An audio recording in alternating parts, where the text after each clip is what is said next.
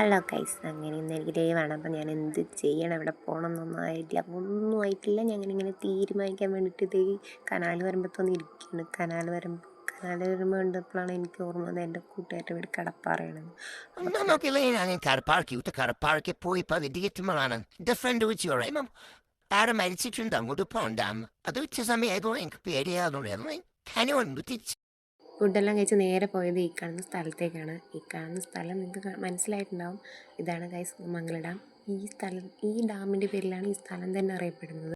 പാലക്കാട് ജില്ലയിൽ അറിയപ്പെടുന്ന ടൂറിസ്റ്റ് പ്ലേസും കൂടിയാണ് മംഗല ഡാം.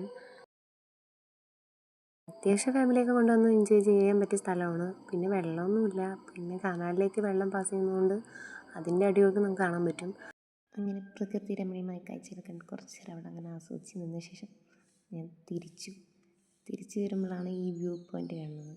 ചെറിയ ചിൽഡ്രൻസ് പാർക്കെല്ലാം ഉണ്ട്. അപ്പോൾ കുട്ടികളൊക്കെ വന്ന് എൻജോയ് ചെയ്യാൻ പറ്റും. പിന്നെ ഇവിടെ അഡ്വഞ്ചർ പാർക്കൊക്കെ ഉണ്ട്. അത് എന്തറ പരിമിതിയാണ്, യന്ത്രരഹിതമോ പ്രവൃത്തിരഹിതമോ അങ്ങനെ എന്തോ ആയിട്ട് അത് അടച്ചിട്ടിരിക്കുകയാണ്. പിന്നെ അവിടെ നിന്ന് മെല്ലെ വീട്ടിലേക്ക് തിരിച്ചു നേരെ ഞാൻ വീട്ടിൻ്റെ അടുത്തുള്ള കൊട്ടേക്കാട് പറഞ്ഞ സ്ഥലത്തേക്കാണ് പോയത്.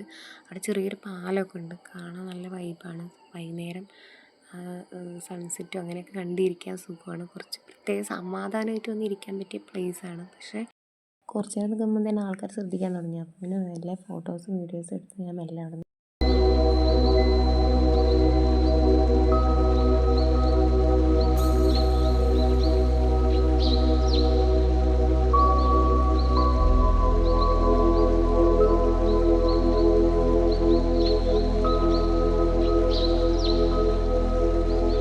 Ente Suzuki Access 125 Karachi Kudikun.